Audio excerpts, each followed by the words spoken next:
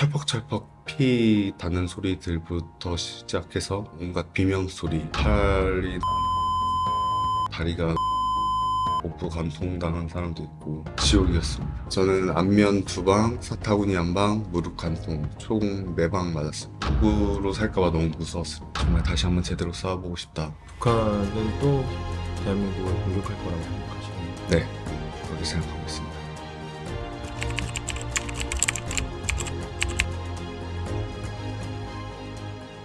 2010년 11월 23일 연평도 포격전이 있었습니다. 이날 오후 2시 34분 북한군이 연평도를 포격했는데요. 정전협정 이후에 북한이 대한민국 영토를 직접 겨냥해서 포격을 감행한 최초의 사건이었습니다. 당시 해병대원으로 연평도 포격전에 참전했던 이한 씨를 만나서 자세한 이야기 한번 나눠보겠습니다. 안녕하세요. 안녕하세요.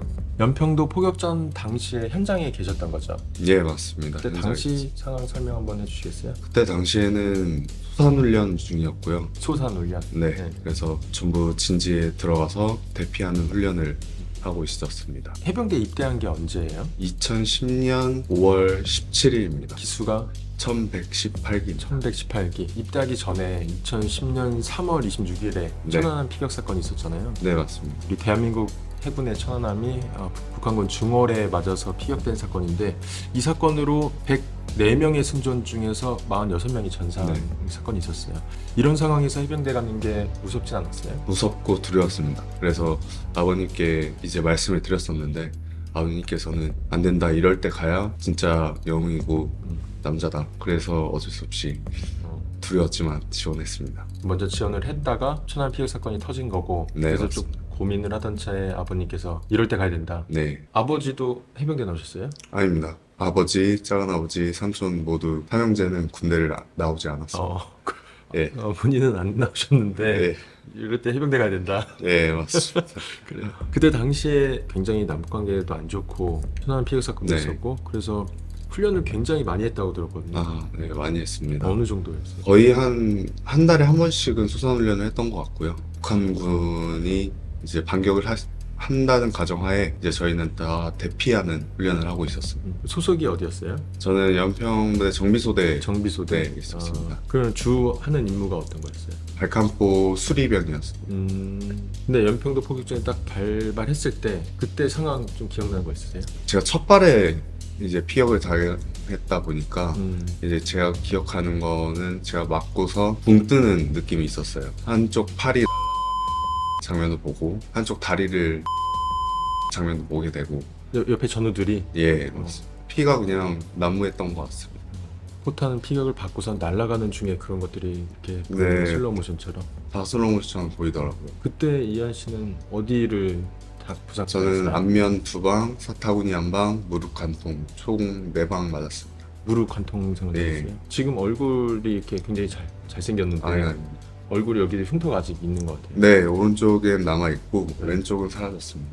오른쪽도 지금 계속 이게 동 얘기할 때 보면 움찔움찔 하는 네, 것 같아요. 맞습니다. 신경을 좀 다쳐서 그래요. 네, 신경을 다쳐가지고 아무래도 눈 깜빡일 때 이쪽까지 더 크게 움직이는 경향이 있습니다. 연기자를 꿈꾸고 있었던 사람으로서 불구가 된 건 아닐까라는 생각이 들었고, 귀도 때려보고 혀에 손가락도 넣어보고 이제 콧구멍도 파보고 이제 중요 부위도 다 만져보고 발가락도 움직여보고 하나하나 다 확인할 만큼 불구로 살까봐 너무 무서웠습니다. 바로 공격받을 당시에 불구루가 될까봐 가장 두려웠어요. 네, 맞고서는 순간적으로는 포기했었습니다. 저도 이제 엄마 아빠 집에 저 먼저 가요 이렇게 먼저 포기를 한 상태였는데 갑자기 옆에서 포탄이 터지면서 파편이 제 철모를 탁 치고 나가면서 아니다, 살아야겠다, 살아야 한다, 이런 생각을 가지면서 기어서 어떻게든 살려고 했던 것 같습니다. 정신을 잃지는 않았었나요? 네, 잃지는 않았습니다. 북한이 포격을 감행했을 때 그때 상황 좀 더 자세하게 한번 말씀해 주시겠어요? 이제 공격을 받으셨고 주변 광경이 어땠는지. 방공호 문이 닫히면서 사람들이 동시에 방공호 안으로 대피해야 하는 모습이 보이긴 했어요. 하지만 방공호 문이 닫혀버렸더라고요. 방공호 문을 두들기면서 살려달라고 했는데 포격 소리 때문에 그러는 건지 안 들렸나 봐요. 그래서 문을 열어주지 않더라고요. 그래서 결국에 옆에 있는 또랑 쪽으로 가게 됐는데 거기에서 이제 문광욱 일병과 차재원 하사를 만나게 되었습니다. 문광욱 일병은 그때 당시 입양이었잖아요. 네, 맞습니다. 인공입양의 상태는 어땠어요? 육안으로 보기에는 전혀 문제가 없었습니다. 하지만 대답을 잘 하지 못했고 관등 성명만 계속 반복적으로 내는 상태였습니다. 그 또랑 가서 문광욱 입양을 만났는데 거기서 계속 이제 괜찮냐고 이게 물어본 거예요. 네, 맞습니다. 그 이후에는 이제 차지원 하사가 앰뷸런스를 부르기 위해서 전화를 했는데 통신망이 다 끊긴 상태여서 어쩔 수 없이 파편이 폭격이 떨어지고 있는 상황에 차지원 하사는 이제 의무대로 뛰어나가게 됐습니다. 그러면서 이제 저한테 광욱이를 살려내라 그렇게 명령을 하더라고 그러고 뛰쳐나갔습니다. 어디가 다쳤는지 확인을 하고 있었는데 알고 보니까 명치를 관통을 당한 것 같더라고요. 그래서 이제 숨을 못 쉬고 그냥 관등 성명만 힘들게 되는 상황이었습니다. 폭격을 당하고 나서 그 이후에는 이제 어떻게 됐어요? 1차 폭격이 잠시 소강 상태에 이르면서 이제 2차 폭격 직전에 계속 소리를 질렀습니다. 방공 안에 살려주십시오, 살려주십시오, 사람 있습니다. 계속 소리 지르다 보니까 이제 방공 안에서 밖에 누구 있어? 라는 소리와 함께 해병대원들이 몇 명이 들어오면서 저희를 끌고 방공 안으로 들어갔었습니다. 그 안의 상황은 어땠어요? 정말 아비규환이었습니다. 철퍽철퍽 피 닿는 소리들부터 시작해서 그냥 온갖 비명 소리, 공기도 빨갰던 것 같아요. 그 정도로 정말 지옥이었습니다. 부상자들이 거기 모여 있었던 건가요? 네, 맞습니다. 팔이 사람도 있고 뭐 다리가 있고 복부 관통당한 사람도 있고 너무 무서웠습니다. 그때 이한 씨는 뭘 하고 있었어요? 저는 이제 사타구니가 가장 큰 피격을 당했기 때문에 사타구니를 응급처치하고 있었습니다. 지혈하고 있었어요? 네. 그때 뭐 지혈할 도구도 없었을 거 아니에요? 당시에 이제 해병대 수색대 분들이 훈련을 같이 동참하셨었는데 그분들이 신속하게 옷을 찢어서 지혈을 하고 그렇게 했던 것 같습니다. 그 다음에 이제 차지원하사가 부른 듯한 앰뷸런스가 내려오게 됐고 앰뷸런스를 타고 소송되게 되었습니다. 거기서 부상을 당한 그 방공호에 모여있던 해병대원들 다 같이 이제 후송된 거예요? 네, 맞습니다. 근데 그 2차 폭격이 또 하필 의무실로 떨어지게 되었습니다. 그래서 그때는 정말 죽었구나, 이제는 더 이상 살 수 없겠구나 이 생각을 했던 것 같습니다. 그때도 또 다쳤어요? 아닙니다. 그때는 다행히 의무실이 탄탄했는지 무너지지는 않았습니다. 그래서 이 치료를 받고 이제 배터로 이동하게 됩니다. 거기 배터에서 한 몇십 분을 누워 있었던 것 같습니다. 땅바닥에. 3차 폭격이 또 언제 떨어질지 모른다고 해서. 그 이한 씨가 결국에는 이제 후송이 돼서 수도병원에서 수술하는 거예요? 네, 맞습니다. 그때 당시에 이제 감각신경이 다 녹아서 감각이 아예 잃어버린 상황이었습니다. 지금도 좀 후유증이 있어요? 지금은 그래도 조금 많이 나아져서 찬 거 뜨거운 거 정도는 구별할 수 있을 정도입니다. 감각이 지금도 아직도 좀 무딘 상태입니다. 네, 맞습니다. 이렇게 막 통증도 잘 안 느껴지고. 네, 생활하면서 불편한 거는 없어요? 모기가 불어도 모른다? 모기가 앉아도 네, 느낌이 없어요? 그렇습니다. 지금은 웃으시면서 이렇게 이야기를 하시지만 그때 당시에 뭐 5개월 넘게 입원해 예, 맞습니다. 그 이후에 제가 이 이야기를 듣고서 소름이 돋았는데 병원에서 태어나자마자 원대 복귀하겠다고 그것을 밝혔다면서. 첫 발에 맞았다 보니까 제대로 싸워보고 싶었습니다. 부대에서 고생하는 전우들이 너무 보고 싶었고 그래서 빨리 원대 복귀해서 정말 다시 한번 제대로 싸워보고 싶다 생각을 갖고 있었습니다. 근데 그렇게 다쳐가지고 뭐 부상도 심하게 당하고 치료받으면서 또 굉장히 힘들었을 것 같은데 두렵지는 않았어요? 무섭고 두려웠지만 전우들과 함께 한다면 저희가 이길 거라는 생각이 있었습니다.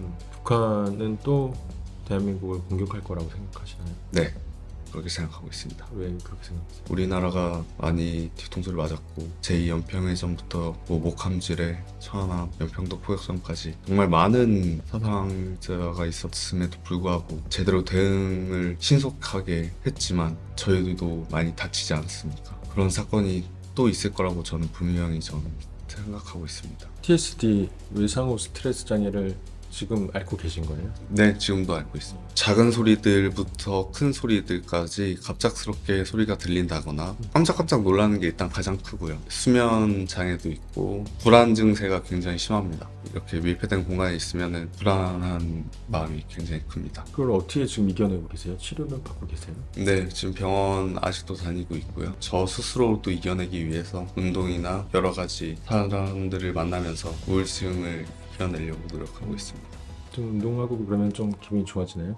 네, 좋아집니다. 우리 운동 같이 하고 있는데 네, 맞습니다. 빠지지 말고 계속 나가세요. 아, 전 매일매일 했으면 좋겠어요. 매일매일 할까요? 매주 할까요? 매주 했으면 좋겠어요. 그러면은 그 PTSD 치료를 전역하고 나서 꾸준히 계속 받아온 거예요? 그때부터? 3년 정도 집중 치료를 받고 나서 약도 끊고 병도 끊고 잘 생활하다가 이제 연기를 그만두면서 저도 우울증에 빠지면서 그때 다시 PTSD 증세가 심각해지면서 다시 치료를 다시 받게 되었습니다. 그거 한 2년 동안 집에서 안 나왔다고 네, 있었다고. 맞습니다. 연기를 그만두고 이제 한 1년 정도 지난 시점이었는데요. 우울증이 심각하게 찾아오고 PTSD도 심각하게 다시 찾아오면서 콩물리처럼 혼자만의 삶을 살았던 것 같습니다. 거의 그 시간이 한 2년 정도 됐어요. 네.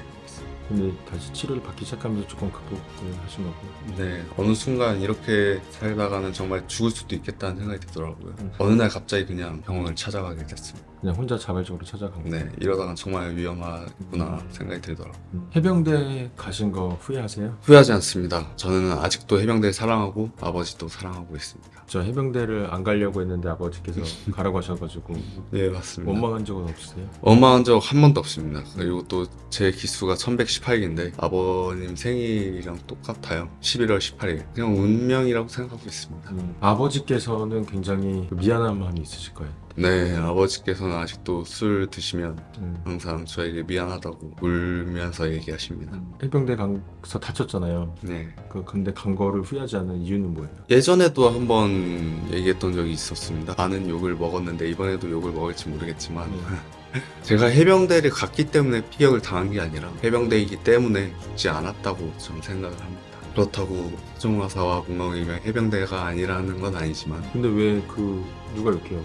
뭐라고 욕해요? 그만한다고? 그러면은 문광 일병과 아. 세종화사는 해병대가 아니냐라는 욕을 엄청 많이 먹습니다. 내가 해병대였기 때문에 전사하진 않았다는 생각은 여전히 갖고 계시고 네, 맞습니다. 만약에 해병대가 아니었다면 전사가 더 많아요.